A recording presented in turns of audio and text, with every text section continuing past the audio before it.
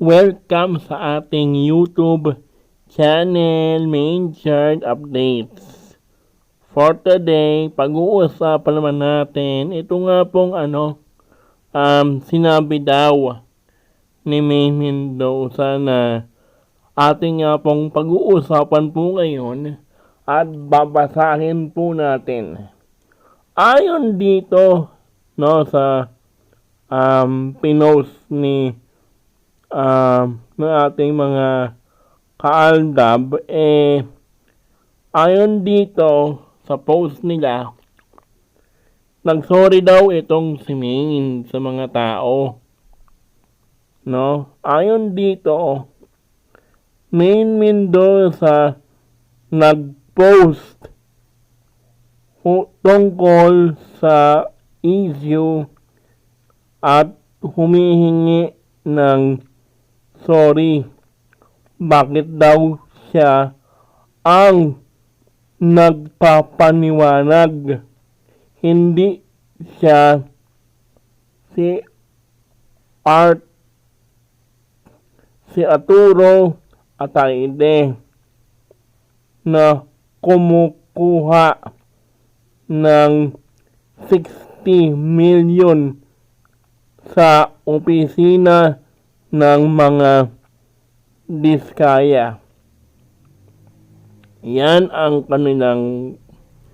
daw yung pinost raw ni Maine Mendoza, mga kaaldab.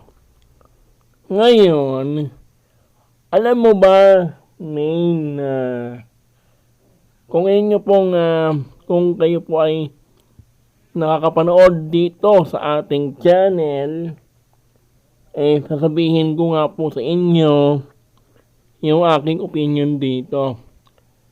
Alam niyo po ba na ito yung isa sa mga dahilan kung paano nila sinisira ng unti-unti itong si Maine Mendoza. Unang-una, ginagamit nila sa eleksyon.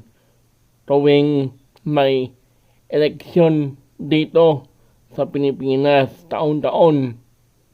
Taon-taon yan. Siyempre, mayroong pagitan niya na ilang taon, Tapos, nung una, ang ganda-ganda ng hangarin, di ba?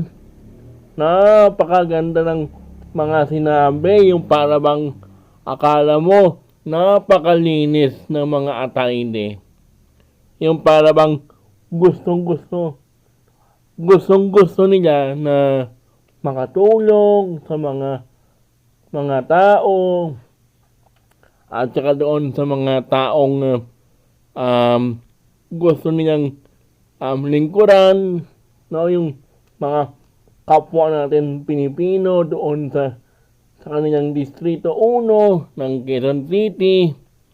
Gusto nilang makatulong sa mga lolo at lola at mga nanay at tatay, at sa mga kabataan doon sa kanilang distrito. Sa totoo lang, real talk, ang ganda-ganda, di ba? Pero, yun pala, front lang pala, Yung para bang pakitang tao lang. Pero itong si Maine, ito yung kanilang, plano. Gagamitin nila sa magandang hangarin, di umano. Pero, deep inside, yun pala ay trap. Pinapain nila ngayon si Maine sa mga baser at sa mga haters nito. At ngayon, tuwang-tuwa naman yung mga baser dahil minumura, sinisiraan talaga nila si Maine. Ito ganyan, marami silang sinasabing Nepo babies or Nepo wife ang kanilang sinasabi. Hindi mo sila masisisi dahil nakita na nila yung mismong yung ikakasira ni Maine, no? Or yung butas na ginawa ng mga gago at walang utak na atayde. Diba? Kaya nga mayroong record Pero, siyempre, kasi sa kultura natin, or kung anumang salita yun, sa ating katabihan, sa ating kultura, kailangan nating maging mabait. Di ba yan yung kanilang sinasabi ng mga lolo at lola, mga tita at tito, na maging mabait daw tayo sa mga nakakatanda sa atin, no? Or kahit na mayroon silang ginawang masama sa atin, kailangan nating patawarin, di ba? Give way, patawarin dahil nakaraan na kasi yun Di ba? Nakaraan na. Katulad nga po ng kapag meron kayong karelasyon na merong ginawang hindi maganda sa inyo, pero darating ang panahon na babalik at babalik po siya sa inyo para humingi ng tawad. Di ba? Tapos ikaw naman, siyempre, napatawad mo na rin yung tao, nakamupo na rin kayong dalawa. Siyempre, umiiral dito yung sinasabi nating kapatawaran, no, na okay na yan, nakamupo na tayo doon, okay na yan sa akin, pinapatawad na kita sa mga ginawa mo, di ba? Tapos magiging maayos ulit yung kanilang relasyon hanggang sa namatay na yung asawa mo, yung boyfriend mo, dahil bumalik lang sa iyo yan kasi mayroong sakit yung tao, kaya humihingi ng tawad, no? May mga ganong tao, mga kaaldab. Kaya yan yung sinasabi natin, na yan yung lagi nilang sinasabi sa Itbulaga noon pa, na kapag mayroong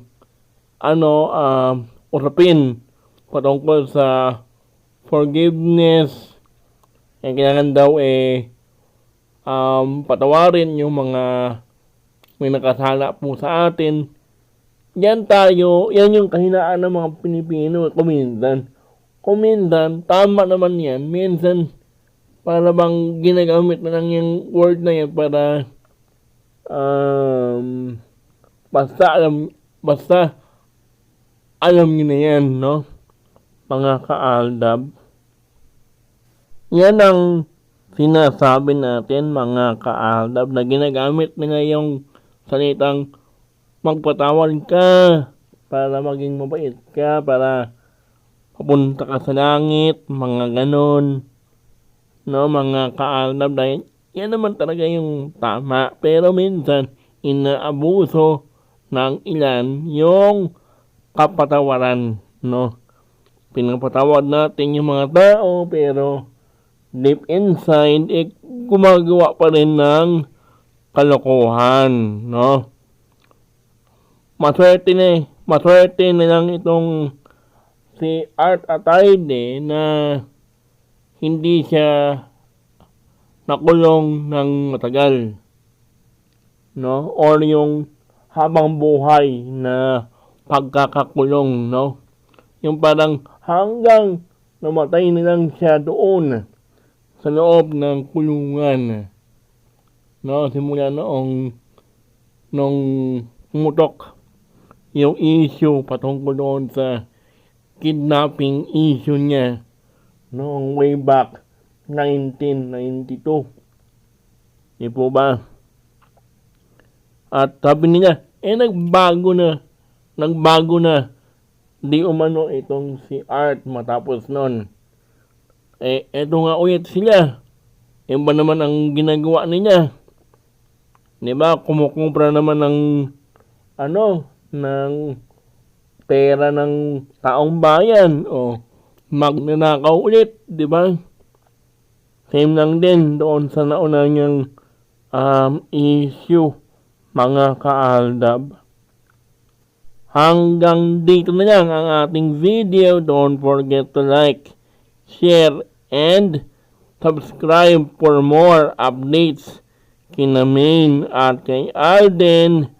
Bye-bye!